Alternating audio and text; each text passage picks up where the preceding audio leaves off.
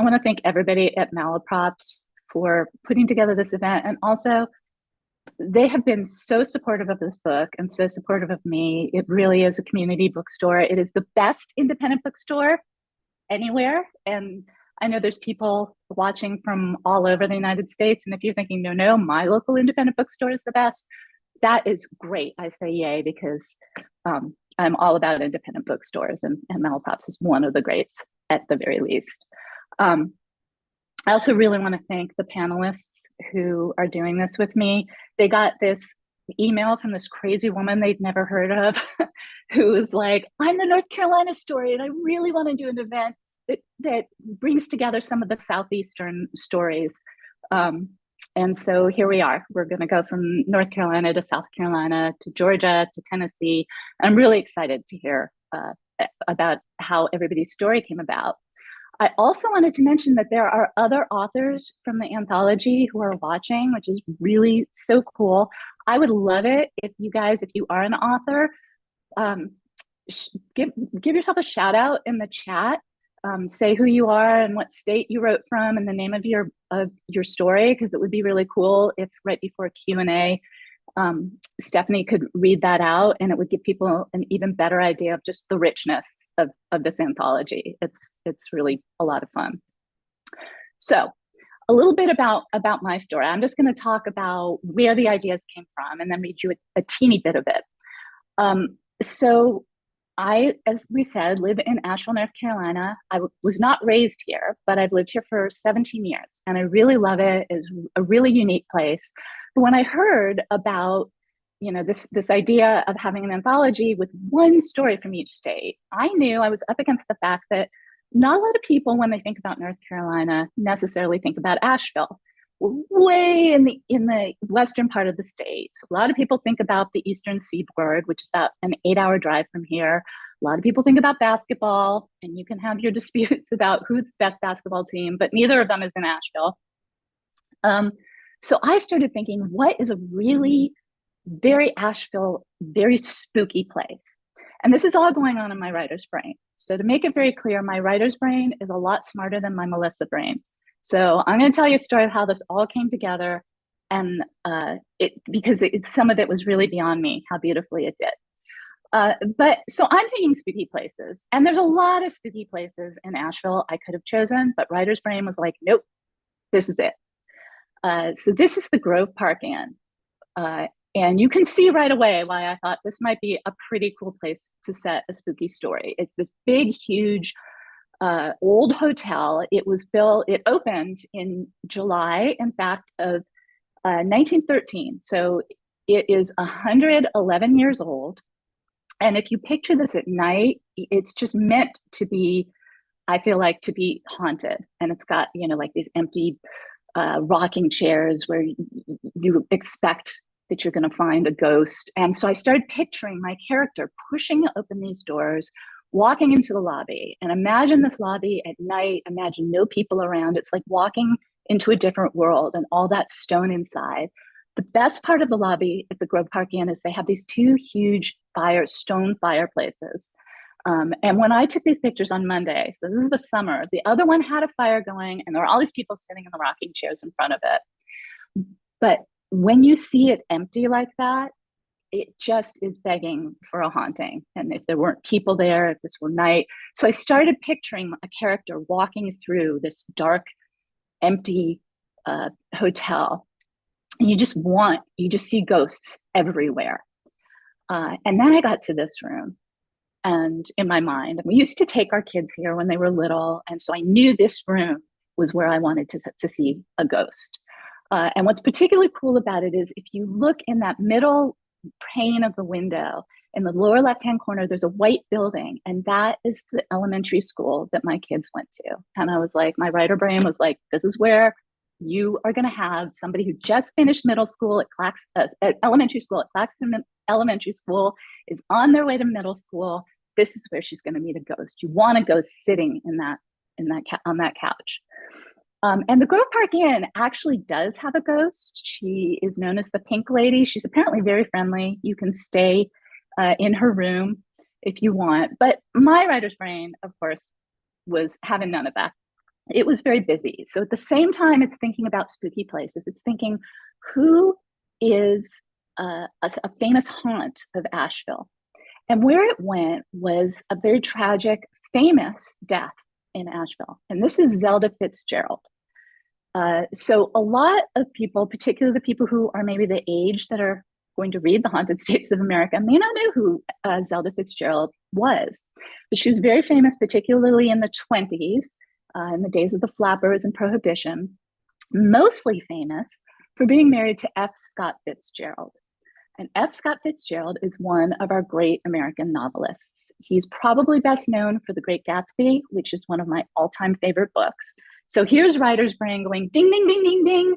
Now you've got a tragic literary ghost, and she should be the haunting in this story. Now, the only issue with this is, how am I going to get Zelda Fitzgerald into the Grove Park Inn? So when she was in Asheville, she was staying at Highlands Hospital, which we would call now a psychiatric hospital. And a lot of psychiatric hospitals in those days did not treat their patients very well. My understanding is that Highland Hospital did, but at night they would lock the patients in their rooms. And that's when Highland Hospital caught fire. And it was a big wooden building, and everybody there died. It's very tragic. Also the sort of thing that happens with hauntings. But Highland Hospital was about 1.5 miles or so from the Grove Park Inn. So I still have to get Zelda into the Grove Park Inn. And here is where my writer's brain truly was magic, because Melissa's brain didn't know this until she looked into it. But writer brain said, well, F. Scott Fitzgerald, he must have stayed in Asheville to visit Zelda, right? And in fact, he did. And people would spend long summers here, particularly back in the days before air conditioning. It's cooler here than it is on a lot of the Eastern Seaboard. So he would stay here for months at a time to be close to Zelda, to do some writing, and guess where he stayed? You got it, at the Grove Park Inn. And this picture is taken, the Grove Park Inn has this long hallway with the pictures of all these famous people that stayed there. And there's their little snippet about F. Scott Fitzgerald. And now I've got my story. And you can see he stayed there in 1935 and 1936 in rooms 441 and 443. I have some great stories about rooms 441 and 443, but I don't have time to tell them now. So if you want to know about them, just put a little question in the chat. But I've got my story coming together. And the last little piece of it is that I have to get all those people out of the Grove Park Inn, because no ghosts are going to haunt a place that's filled with people. And here's the final piece of the story. My writer's brain was like, oh, I have an answer for that too. The Grove Park Inn every year sets off July 4th fireworks, and people naturally would leave to watch the fireworks. And how do I know that the Grove Park Inn does this every year? Because I can see them from my back deck.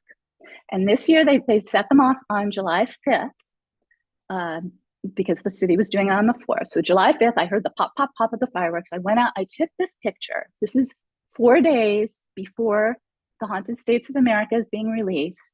And this doesn't look like a picture of fireworks, does it? What does it look like? It looks like a picture of a ghostly fire over the Grove Park Inn. And I'm giving myself shivers, because that's what a lot of what my story is about. So that is a good way for me to just step into reading for you just the first paragraph, and then you can read the rest when you get the book from your local independent bookstore. So this is the night I met F. Scott Fitzgerald's ghost. Some nights you just have to get away from your family. On this particular one, my sister Dory was pretending not to know me. My parents were too busy talking to other adults to care about the extreme sunburn I'd acquired over a day of swimming and inadequate sunscreen, but not too busy to buy Dory a second Coke. And the air inside the Grove Park Inn, when I went inside to get away from them all, was cold on my overheated skin. I'm going to leave it there, because I want to hear from all the other authors. So KE, I'm going to hand it off to you. Thank you, Melissa. You did a great job, by the way. I don't know if I could follow your act. But I will say thank you, Melissa, for putting this together. Also thank Malaprop's bookstore for hosting us. And so now we're on to South Carolina and my hometown legend, the Lizard Man in Bishopville, South Carolina. So if you can imagine the state of South Carolina, right in the middle of the state, in a place called the Midlands, a small town, farm town. So think wheat and corn and think a mill town because it used to be very agricultural. And so we're in summer of 1988, and this teenage boy named Christopher Davis gets off from work late one night, and he has a flat tire, and he stops on the side of the road. And when Chris stops on the side of the road, he faces his flat. But as he is going to get back in his car, he notices these red eyes and these sharp claws and this large lizard coming behind him, chasing behind him. And so Chris immediately gets in the car. There are scratches left on the car. The window comes off of the car because he ends up hitting a tree that takes the window off of the car. And he goes home to his dad. And when he goes home to his dad to tell him about this story, Dad says, well, we need to go to the sheriff's department. And so they go to the sheriff's department the next day to file a police report. And the sheriff thought it was crazy until a couple of days later, two people unrelated to Chris also spotted this big lizard, this human. So think about what I want you to think about. I want you to think about Bigfoot, but a lizard version of him. And so seeing this big lizard and hearing all these ridiculous stories, they started an investigation that went to local newspapers. There were some national newspapers that carried the story, and people came all over, came from as far as Australia, little old Bishopville, South Carolina, to search for this big lizard. Now, I don't know about y'all, but I don't like to go searching for monsters. I would rather, that's not my forte. However, it became the local folklore of the town, and it became one of those elements that fed the town and gave it some culture, kind of put us on the map a bit. Um, and so years later, now we're fast forwarding to 2024. Just 2 weeks ago, 3 weeks ago, they had the Lizard Man Festival, which they have annually every year now. So it is definitely folded its way into the town. So when I heard the call for stories from SCBWI and about horror stories that were influenced by the folklore of either the state that you live in or the state that you're native to, which I happen to be both, um, I wanted to focus on the Lizard Man, and I wanted to focus on it for two reasons. The first reason is that whenever you hear stories about the Lizard Man now, most of the people or the very first stories that were reported of the Lizard Man, they were by Black voices. But whenever you go visit the Lizard Man Festival now, it's predominantly a white festival. So I wanted to, one, give voice back to the Black people who discovered this creature and who put the town on the map. And two, I wanted to play with the idea of belief and disbelief because some people believe that he exists, some people don't. And so you get to see in the story our main character, Jay, who at the very beginning of the story, he's a skeptic. He does not believe. And then he has to reconcile with his disbelief at the end of the story when he is standing face to face with the lizard man. So I am going to read the first portion of the story, Now You See Me. It was the summer we laughed Bari out of town. At least that's what we told ourselves, knowing full well that wasn't true. As impossible as it sounded, we'd rather our laughing be the reason him and his family was gone than not some 7-foot lizard with beaming red eyes and fingers sharp and long as pocket knives. We thought Bari was playing that last time he showed at the wreck. We walked through the doors. He walked through the doors, shorter than all of us, voice deep, talking about he seen a lizard tall as a monster truck. Had a straight face, too. Man, that ain't funny. I'm serious. I got up to use the bathroom, then I heard something scratching at my window. And there he was, licking his lips and everything. We lost it when Bari said he peed his pants. Then he said this lizard man gnawed on the window frame. Bari saw bite marks where he tried to come in. Really, bro? I gave him the side eye. He like metal like that? Yeah. Barry never caught my sarcasm. We were just shooting around now. His eyes lit up, moving from the side of the court, hands calling for the ball. Yeah, you know that's why Miss Johnson's car was all messed up on the news. You mean the same Miss Johnson who had everybody thinking she only had 6 months to live just so people could start a food train because she was tired of cooking? That Miss Johnson? I busted out laughing before the ball even left my hands. Vari paused, lacing his shoes. Well, how do you explain Mr. Thompson's goats? He left the gate open, duh. The next two words that came from Bari's mouth sent us sailing. You know they spotted him last week jumping across the interstate with a cow in his mouth. Jumping across the interstate with a cow in his mouth. All you saw was teeth. We could hardly catch our breaths, and by the time we stopped laughing, the leaves had turned yellow, and like summer's green, Jabari had disappeared. And I will stop there, and I'm going to hand it over to Miss Georgia, Miss TeMika Grooms over there. Thank you, Katie. That was wonderful. Hi, everybody. My name is TeMika Grooms. I'm so happy to be here. Let me just get right into it. So I grew up in Columbus, Georgia. I'm a military brat. So that's where my parents landed when my dad was at the end of his military career. And so we settled in Columbus, Georgia, and that's where I grew up from the time of age 8 to 18. So I'm a Georgia resident. I still live here, and my story is rooted in a real life experience that I had, even though it has a few fudges here and there. But let me just tell you a little bit about the story. So I started working on it just before 2020. And of course, you know, when 2020 came along, we had lots of time in our hands to actually do the things that we wanted to do. And I started working on this story, and I workshopped it with a few writers here in Atlanta.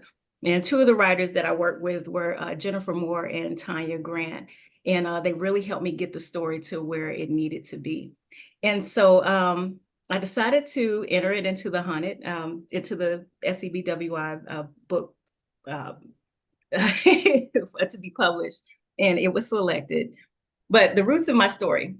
So I was a dancer when I was a little girl in the 80s, and I danced ballet, tap, and jazz, and I was in a dance company.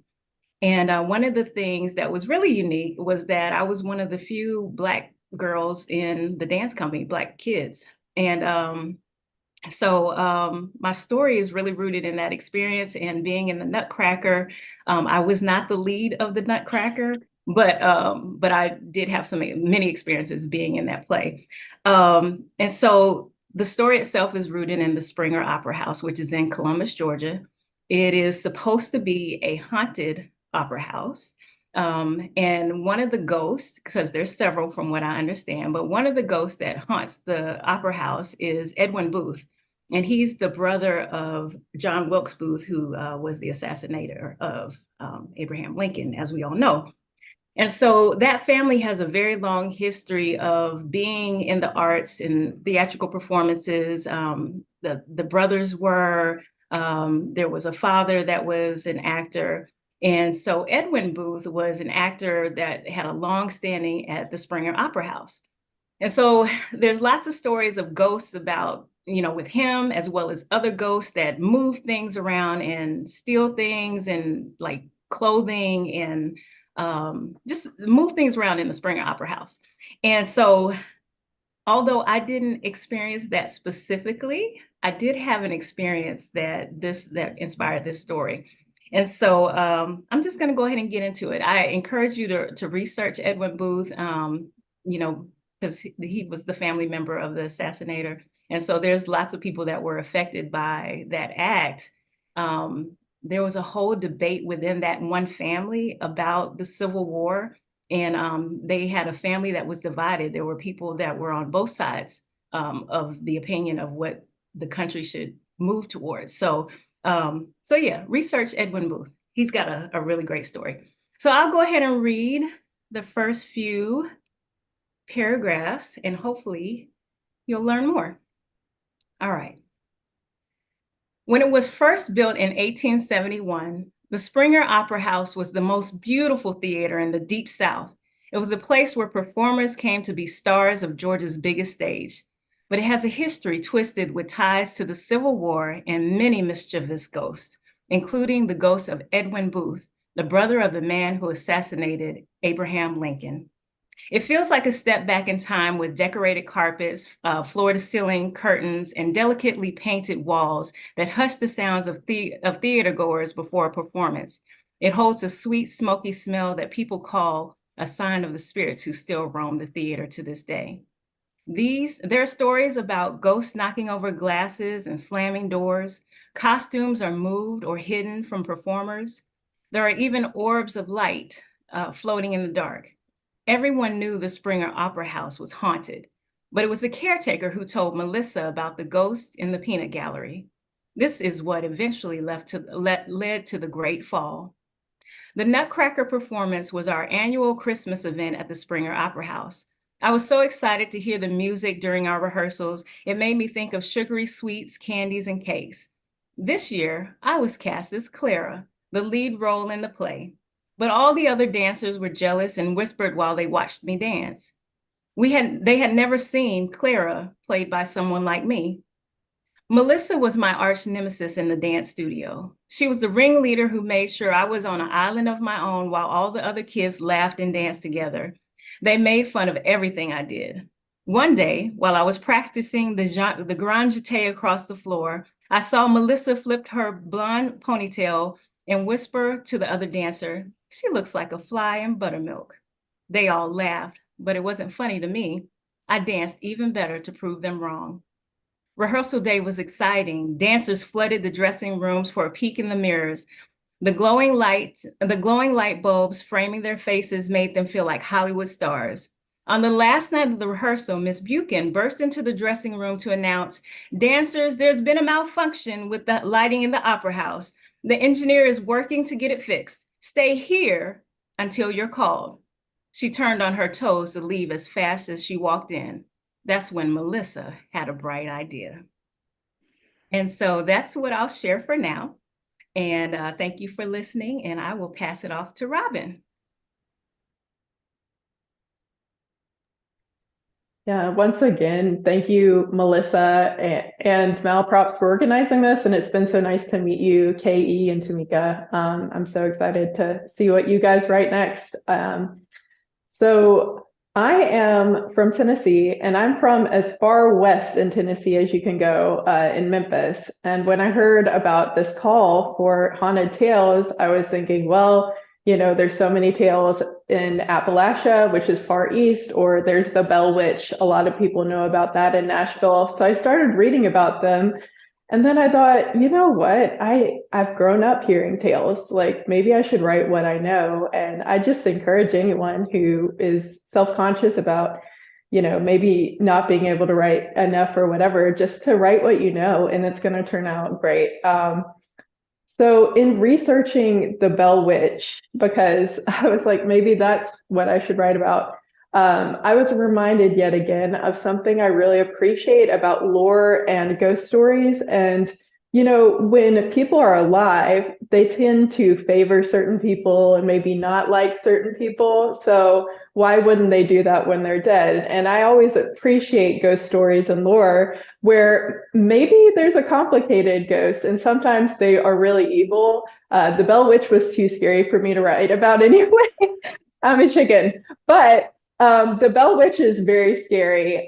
You know, children would wake up with scars on them in their beds, things like that. But there are a couple stories where she actually helps lost children get out of a cave.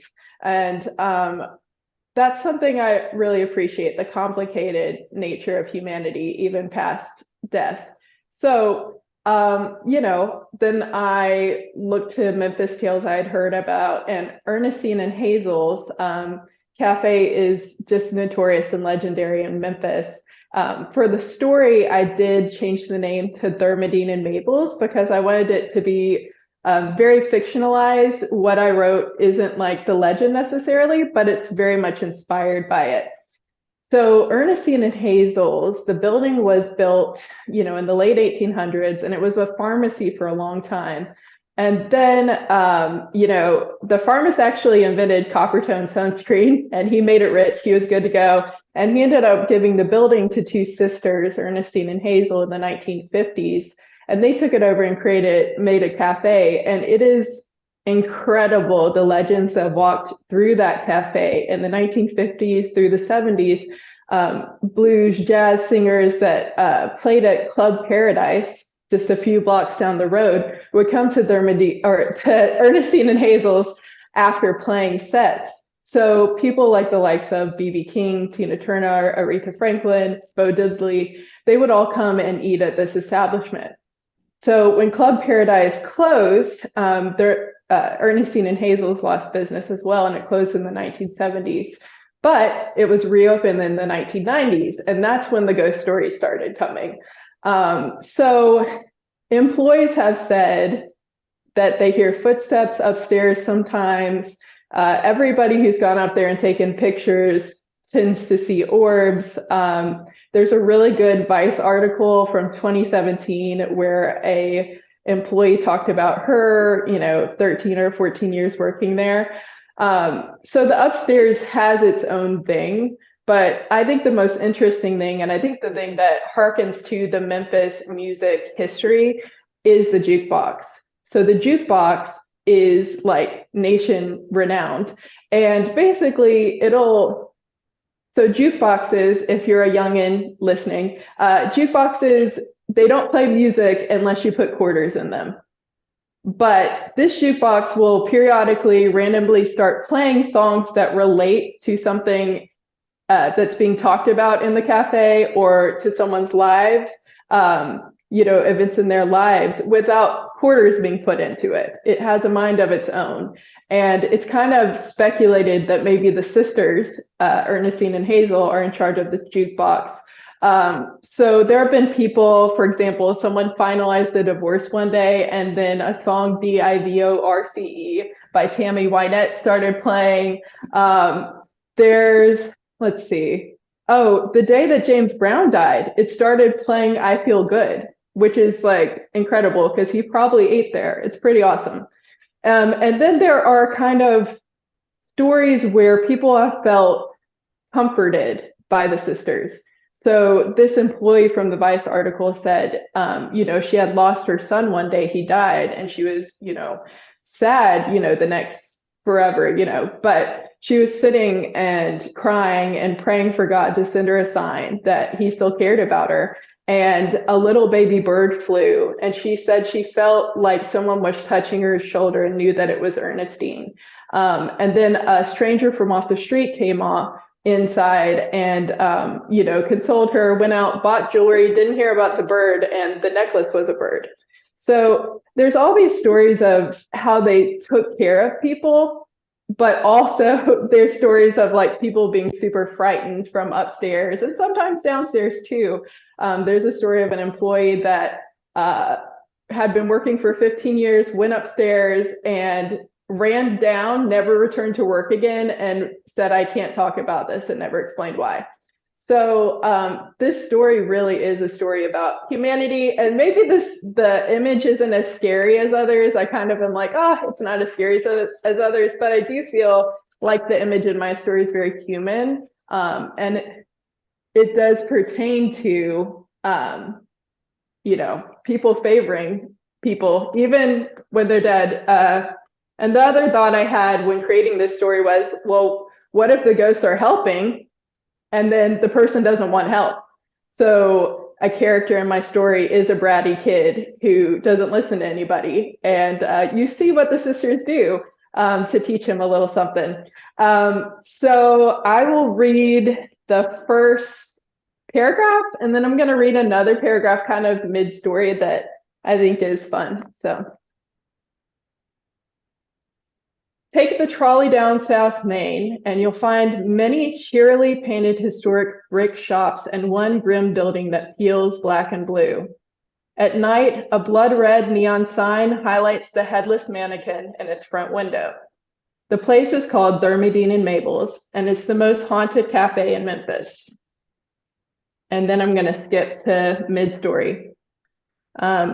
When we got close, I saw the jukebox's song catalog flip so quickly it could snap your fingers.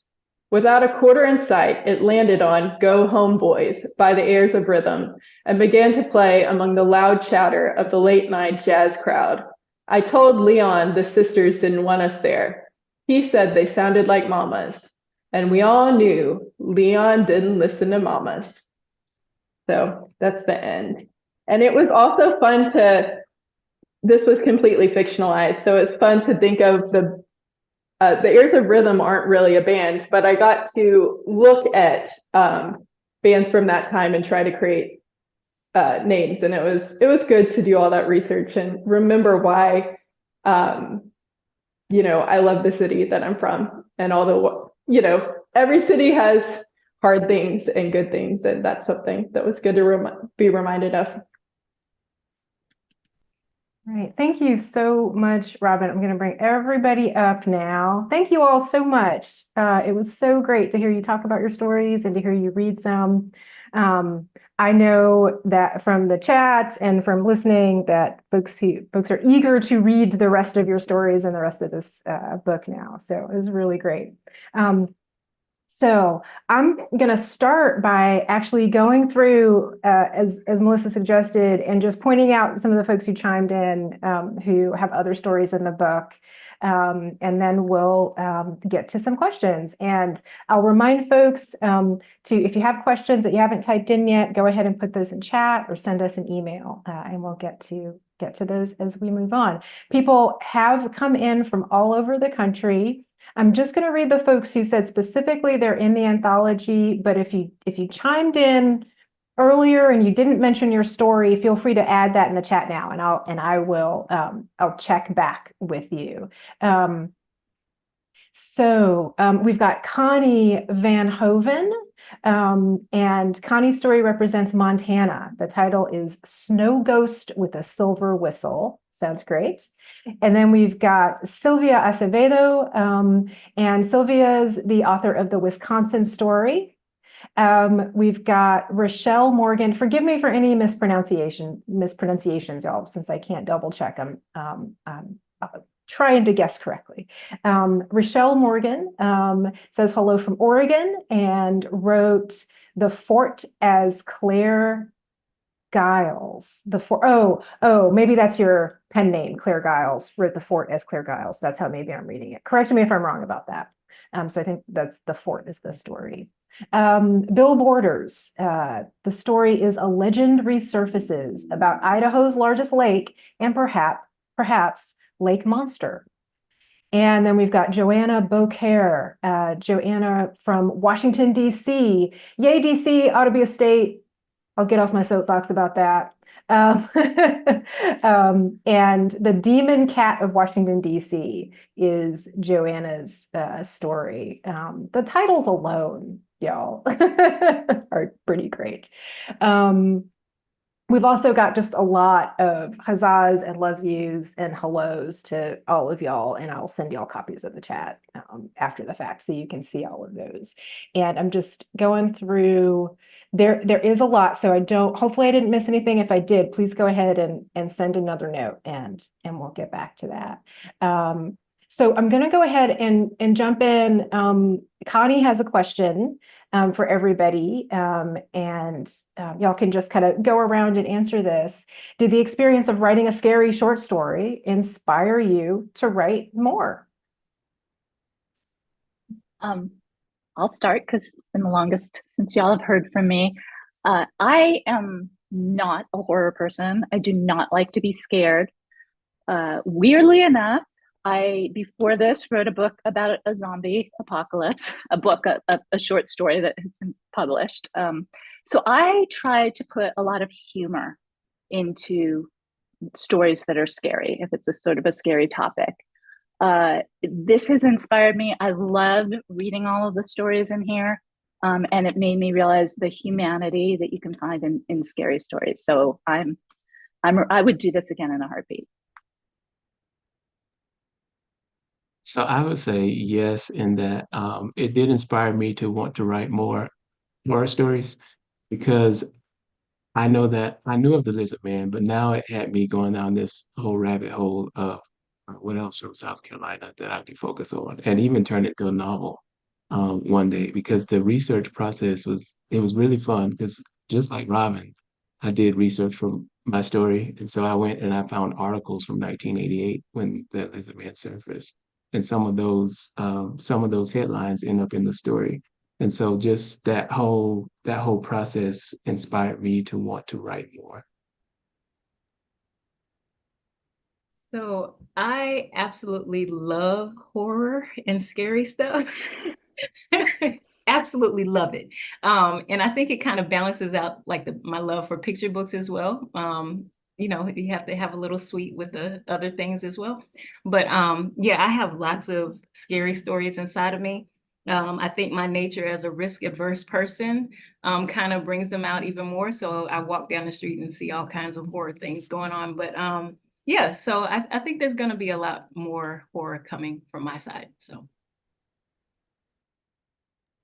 I had never written a horror story, but I really enjoyed this. I was surprised that I enjoyed this. And I think I'll take lessons from this with writing fantasy. I feel like I learned a lot about how to write thrills and more of the anticipation and things like that. So I learned a lot from this process, actually.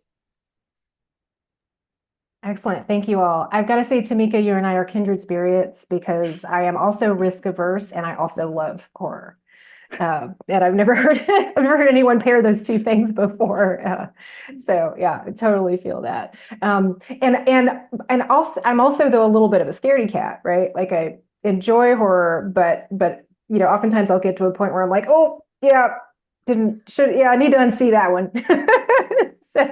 So like kids horror is probably where I should be, right? Like the middle grade horror.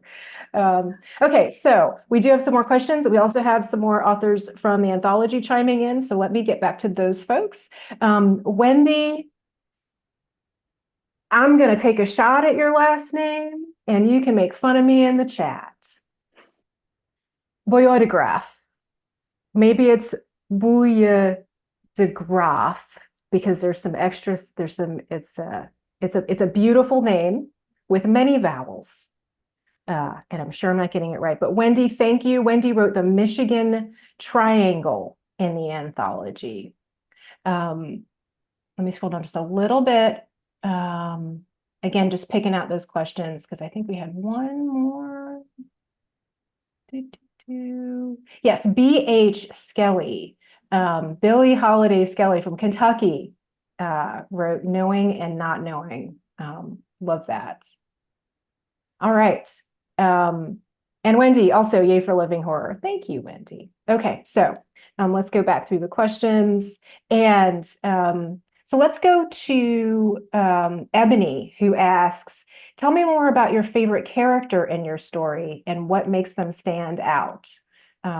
Yeah, and we'll just go around in that same order. That makes it easy. Melissa?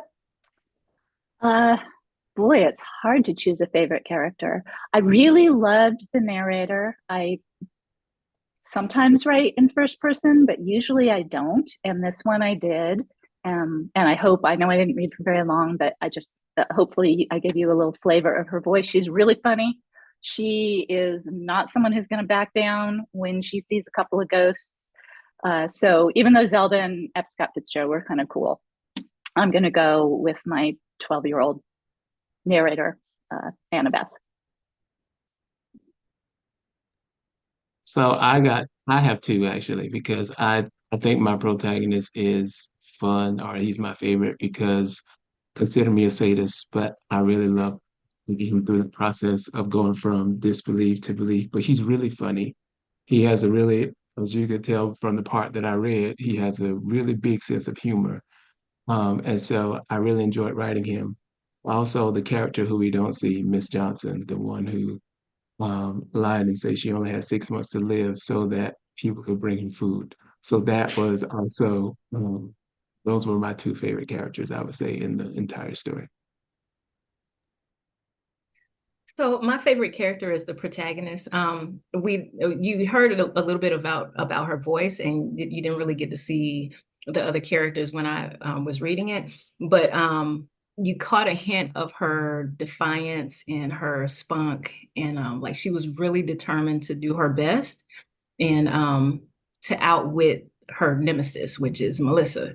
And so what I read was just the entry point of that, and there's something else that happens in the story that kind of continues to build on that character's personality, being defiant and very determined to be the best. And yeah, I'll leave it there. So she's my favorite character. So I really enjoyed writing about the jukebox itself. I think it's kind of a character. So it was fun to try to personify it, like having the catalog snap and things like that. But I also, I'm kind of a goody two shoes. And you know, when you watch movies and you're like, how could that kid say that? Did they really just say that to their parents? So it's not, I don't know if he's my favorite, but he's the most like, I can't look away, would be Leon. Because he just defies everybody, and it's one of the cringy ones where you're like, is he going to do that? Like, what's going to happen to Leon? Is he going to be okay? So yeah, and in the end there is a compassionate feeling you have towards Leon. You kind of change your own feelings as an audience, so I enjoyed that. Thank you. Thanks, everybody. We've got a question specifically for KE.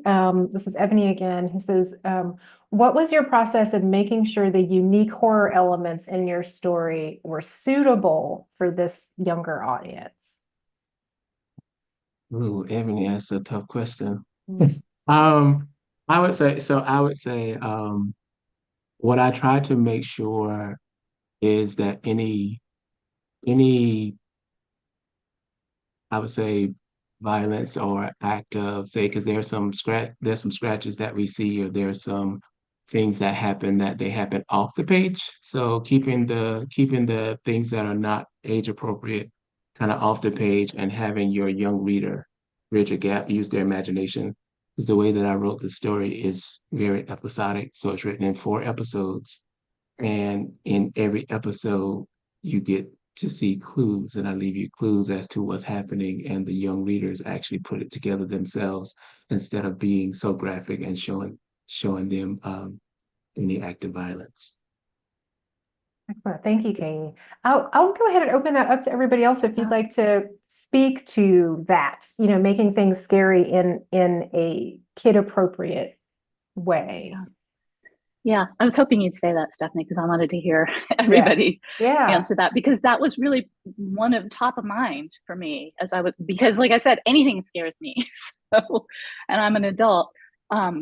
And what I was writing about, it's tragic and it's scary, a fire with people trapped, and ghosts are scary. And for me, a lot of it, similar to what Kay was saying about leaving things off screen, a lot of it you leave unsaid. You sort of mention things, and as adults, we're like, what an awful story. And I think younger people will take what they can. And then the other part for me was, we had 1,500 words, which is not a lot to write a story. So I felt like as soon as it got scary, I had to get my character out of there.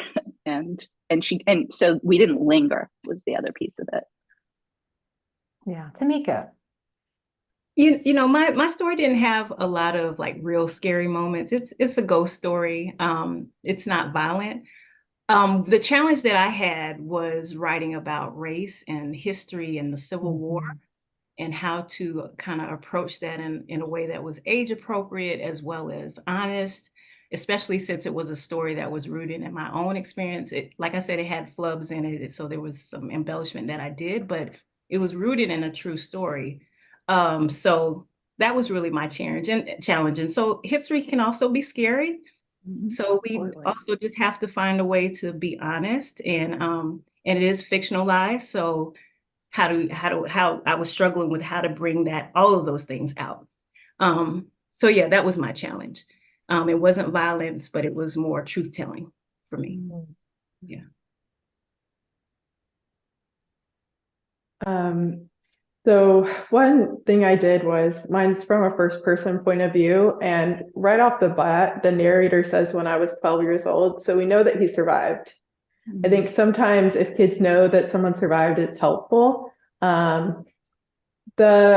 Let's see. As far as making it kid friendly, I will say the second floor of that cafe had some unsavory things that happened. So we did not bring that into the story. And, you just kind of use common sense with certain things. But yeah, I just wanted them to know he made it out okay at the beginning. Thank you all. And that's a great question, because kids like to be scared, right? I mean, these are great books for kids. A lot of kids will gravitate right to horror.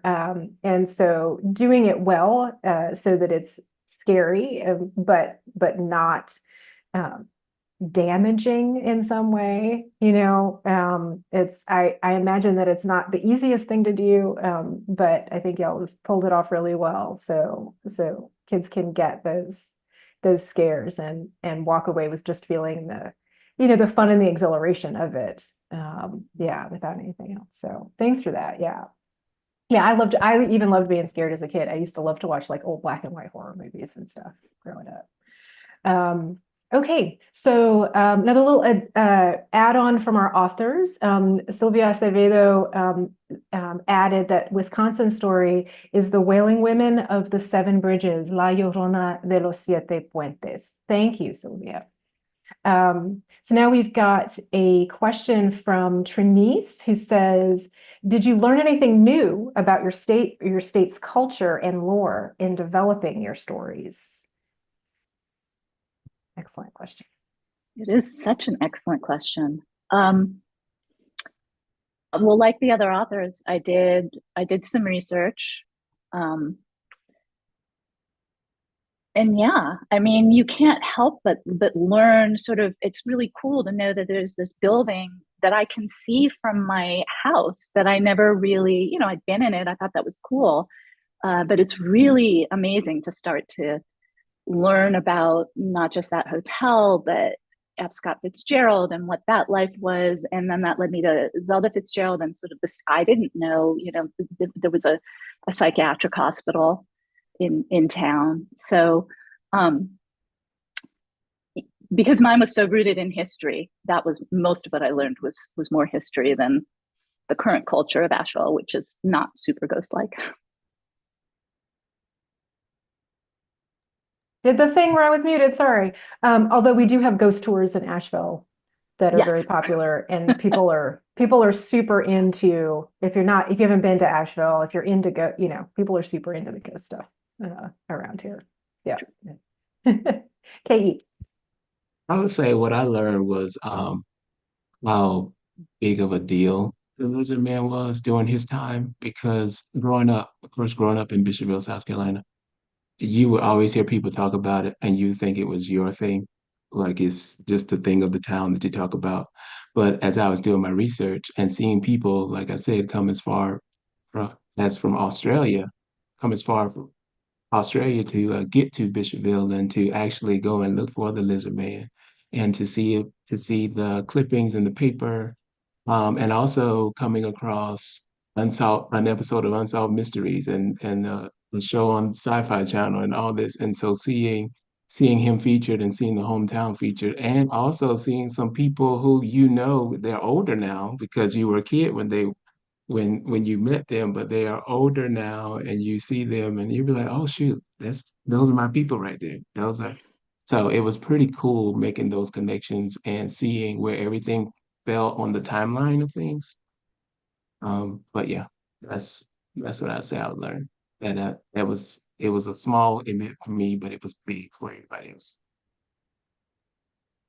Yeah.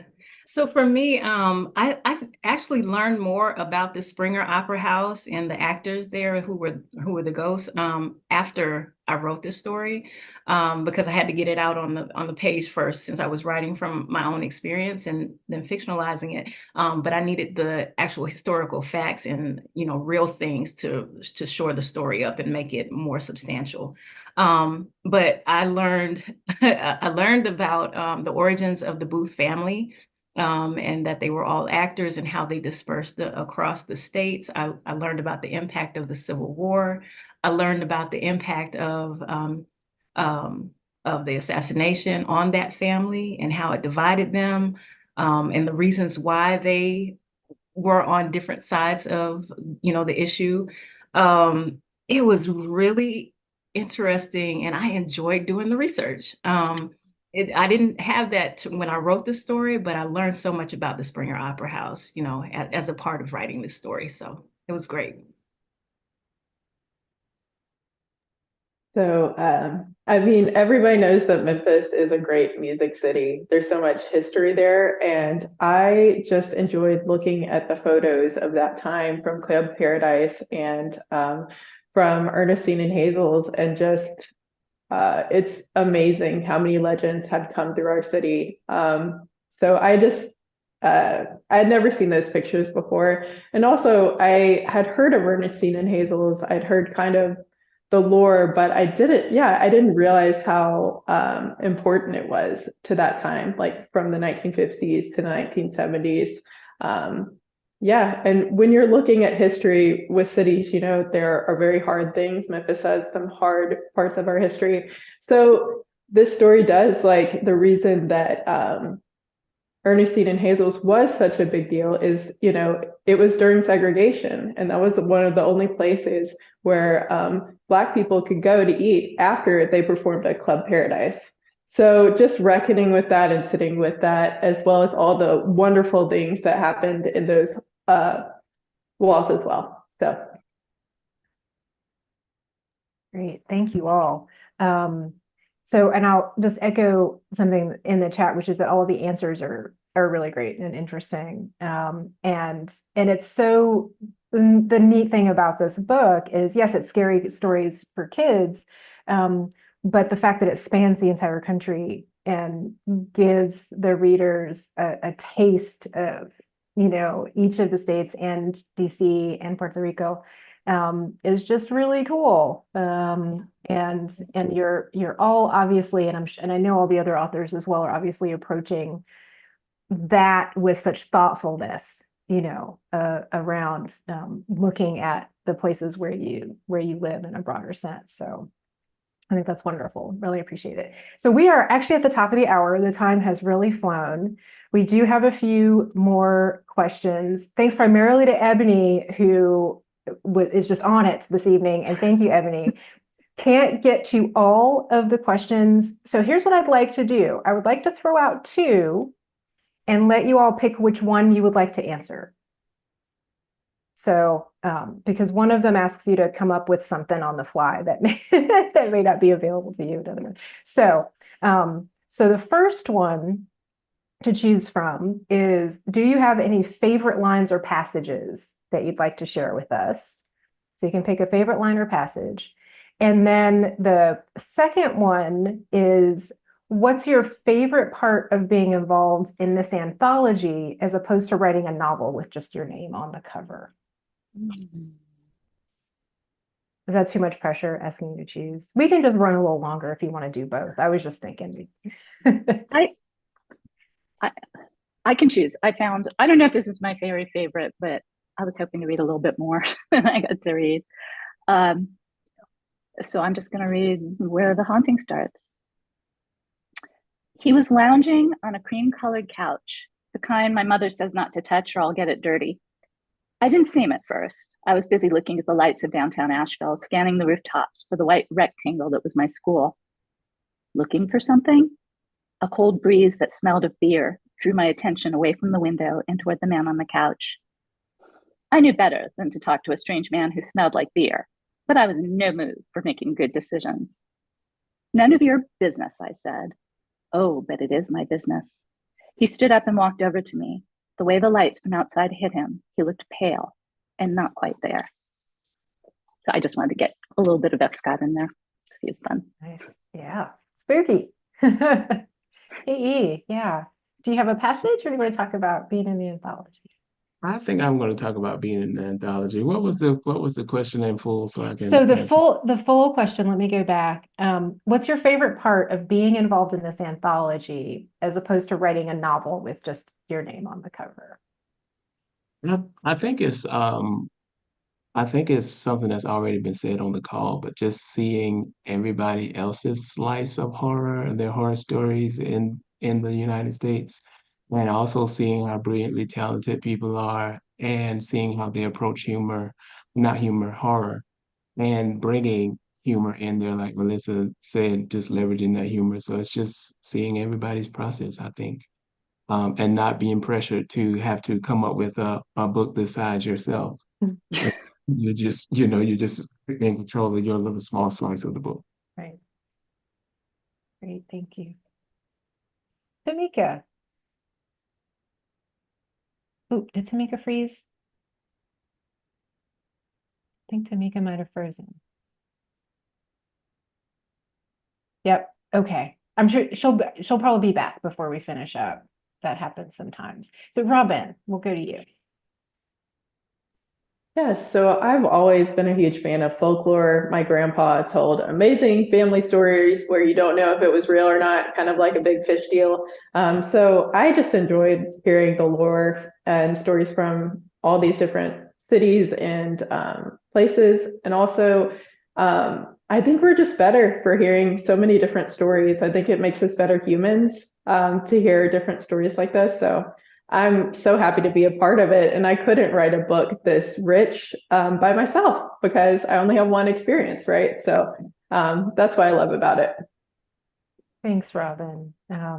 Yeah, I think it's a great project. I put this in the chat, but I didn't say out loud earlier. But KE mentioned SCBWI, and also the illustrator Solomon Hughes, who we linked to in the chat, who helped bring all of this together, this book. And I'm hoping that TeMika will make it back with us. And so what I'd like to do, even though we're running a little over, and I apologize, but folks are still with us. So I'd just like to give y'all an opportunity for any final thoughts you have before we say good night, and then hopefully TeMika will be able to come back by the time y'all are done. Yeah. I have two final thoughts. First of all, what an amazingly talented group of people. And I want to give a particular shout out to the people who are here with me on the chat, on the event, because y'all are really great. And Solomon Hughes also, those illustrations are beautiful.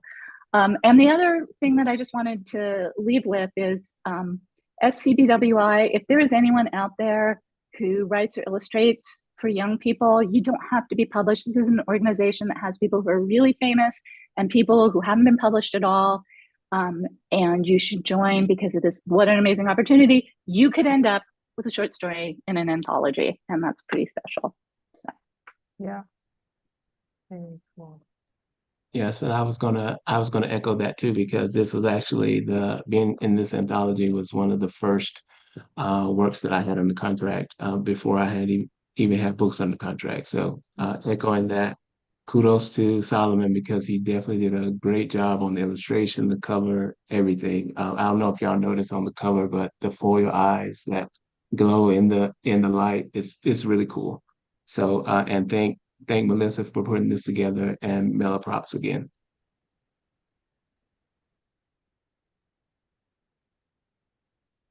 Yeah, Robyn, go ahead. We've got TeMika, but we're not seeing her yet, so we'll take another minute. Thank you. Okay, no worries. Yeah, just thankful for all of you for putting it on, for joining us. I don't know. Solomon's illustrations were incredible. I remember when we got that email and just being so excited to finally see my picture or my story through the eyes of someone else. I almost didn't send a story to this. So my last thought is just do the thing. You know, this is my second middle grade anthology I've been in, and it's the second one where I almost didn't submit something because I'm like, well, I'm not an expert in this, or, you know, different things. So, you know, just try to write the story and you've earned something whether you're published or not. So I've really enjoyed this a lot. Thank you. Thank you, Robyn. TeMika, I'm guessing that there's still some technical issues, and I'm so sorry about that. But before we wrap up, in the end, I do want to give another shout out. And it looks like, TeMika, we might be able to hear you if you want to say something. see that you're unmuted. No. Okay, so if we'll see if it comes around again. But I just want to say also just another shout out to the other authors in the anthology who joined us this evening. We're so pleased that you were able to tune in, and folks who were in the audience. Just we know there are folks from all over the country. While we really love getting together with folks in the bookstore, we also it's great to have these events that are available to folks wherever they are. So we thank you for joining us. TeMika. Can you hear me now? Yes, we can hear you. Hi. Yeah, sorry for the technical issues. We're having yeah, it happens. So TeMika, would you, if you would just like to chime in with the answer to the question about the anthology and any final thoughts before we say goodnight for this evening? Yeah, so I am primarily an illustrator, and this to claim the idea of being an author is a big thing for me. This anthology gave me the opportunity to be able to say I'm an author now, and I'm so happy to be a part of this one with so many other talented authors that are a part of SCBWI. SCBWI has been a big part of my growth as a creative person in the children's book market. And so I'm really happy to be able to add my little bit of storytelling to the canon of children's books. So yeah, so thank you for having me on this. And thank you to SCBWI for choosing my story. Thank you. Thank you, TeMika. And congratulations. Congratulations to all of you for being part of this. And thank you so much for being with us this evening and sharing this book. We are happy to put it into kids' hands this summer and going forward. And thanks again to everybody who's been with us this evening. And I always like to say thank you too if you're watching the video later. We appreciate you tuning in.